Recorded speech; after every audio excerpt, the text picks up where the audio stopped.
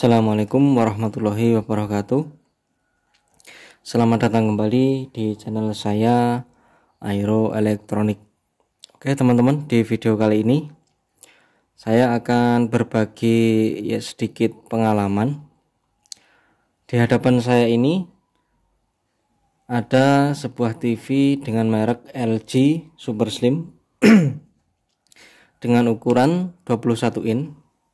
Awal mula televisi datang ke tempat saya ini, gejalanya yaitu mati total, dan di area regulator berbunyi cit seperti itu ya.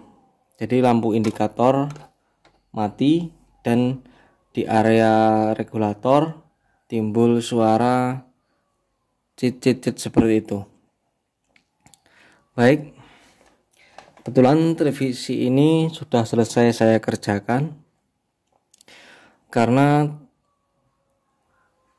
prediksi saya televisi ini dengan kerusakan yang ringan ternyata cukup membuat saya untuk berpikir 2 kali lipat dari biasanya, teman-teman. Baik, di sini pun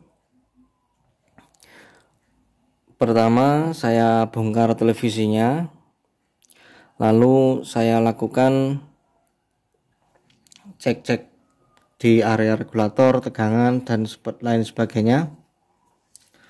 Ini saya gunakan kabel jumper. Ini di area saklar ya. Saklarnya kebetulan saklar switchnya on off-nya ini tidak nyambung ya. Saya kira pertama kerusakan yang sangat ringan karena saklarnya, ternyata setelah ini saya jumper, saya coba nyalakan, timbul suara seperti itu tadi. Oke, setelah saya cek tegangan di B+ di elko 160 volt. Oh ya, langkah selanjutnya teman-teman, cek dulu tegangan masuk di elko besar sini, pastikan ada tegangan sekitar 300 volt. Kalau sudah dipastikan masuk, lalu cek di bagian sekunder. Baik, di sini area regulator menggunakan STR ya. Jadi pertama saya cek di sini tegangan masuk, setelah itu saya cek di area B+, tegangannya tidak muncul sama sekali. Baik, setelah saya lakukan pengecekan, ternyata saya menemukan transistor horizontal. Ini bawaannya transistor horizontal yang jebol ya teman-teman, dengan tipe TT2140. Baik, di sini saya sudah memakan sebanyak 5 transistor horizontal karena di kasus televisi ini transistor horizontal selalu jebol ya teman-teman. Awal mulanya saya mengira transistor horizontal jebol itu tidak ada penyebab lain. Saya ganti langsung, saya ganti langsung, ternyata langsung jebol ya. Baik, untuk ketika transistor horizontal saya copot dan televisi saya nyalakan, tegangan B+ hadir 108 volt. Saya pastikan regulator normal. Saya fokuskan di area sekunder ya. Primer normal, kita fokuskan ke area sekunder. Baik teman-teman, langsung saja, tidak usah berlama-lama. Mungkin teman-teman yang mengalami kasus ini supaya bisa tahu, bisa jadi pembelajaran. Baik, setelah itu setelah yang kedua kalinya saya jebol ini, saya curiga dengan flyback, karena dari pengalaman saya menservis bahwa transistor horizontal jebol ini salah satunya penyebabnya yaitu dari flyback yang short. Jadi flyback pun sudah saya ganti teman-teman. Ini flyback bawaannya. Oke, flyback saya ganti dan saya pasang lagi. Ternyata hasilnya masih nihil, dan transistor horizontal yang berikutnya yang menjadi korban teman-teman. Oke, setelah itu saya periksa, saya curiga dengan yuknya, sampai saya copot yuknya, defleksi yuk, tidak ada kecurigaan di sana karena kondisi lilitan masih terlihat mulus di area horizontalnya. Karena di sini yang bermasalah di bagian horizontal ya, yang menyebabkan transistor sering jebol itu biasanya salah satunya juga bisa dari yuk yang bermasalah. Di sini saya ukur hambatannya untuk yuk horizontal. Perlu teman-teman ketahui, di sini ada 4 pin. Untuk mengukurnya teman-teman cabut dulu soketnya, teman-teman ukur antara lilitan horizontal ya. Di situ terukur biasanya kalau untuk televisi 1,2 ohm sampai 6 ohm ya untuk horizontal, kalau tidak salah, saya juga agak-agak lupa, yang pokoknya tidak kurang dari 1,2 ohm.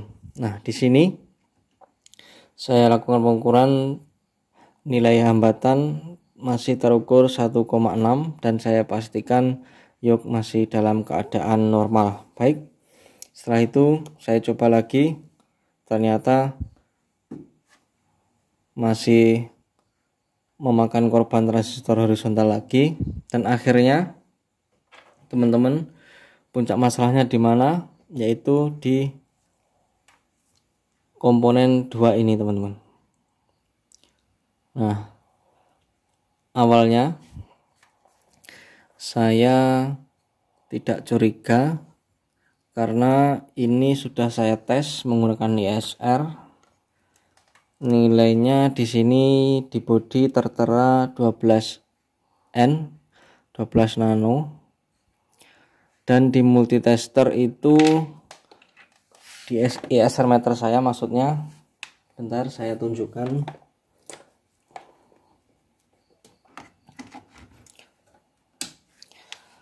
Di ISR meter terukur berapa, saya tunjukkan teman-teman.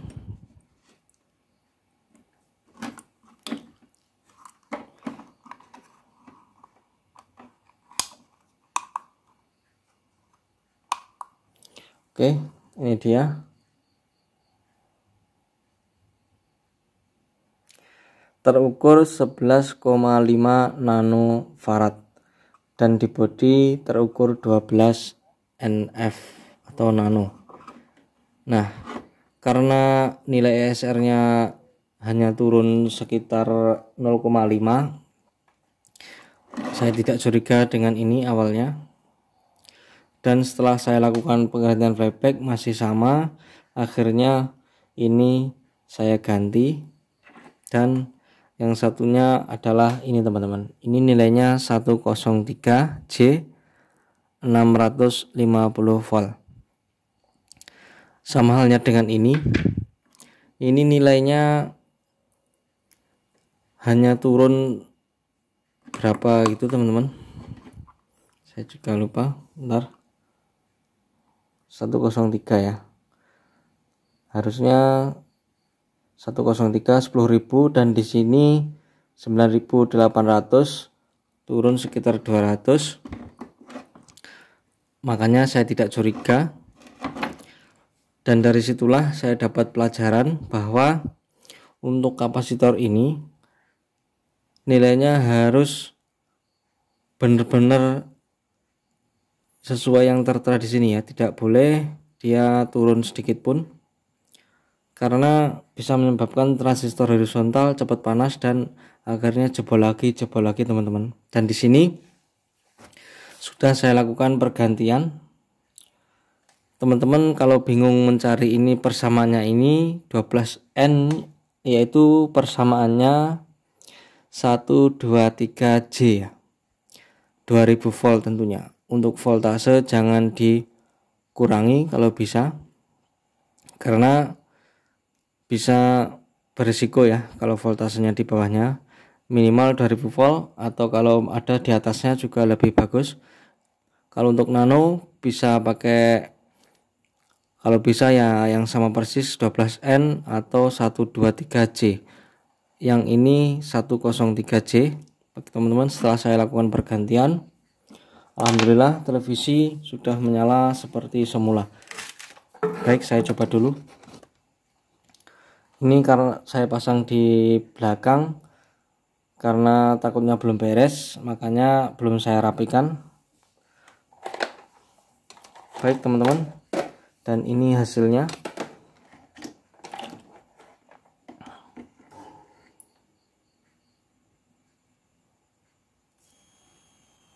Oke, TV sudah start.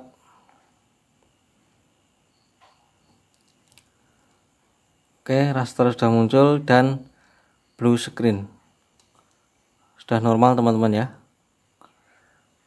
Di sini terlihat normal, layarnya blue screen. Mungkin karena efek kamera ada kayak putih bergerak, itu di sini tidak nampak kalau dilihat secara langsung, mungkin efek kamera.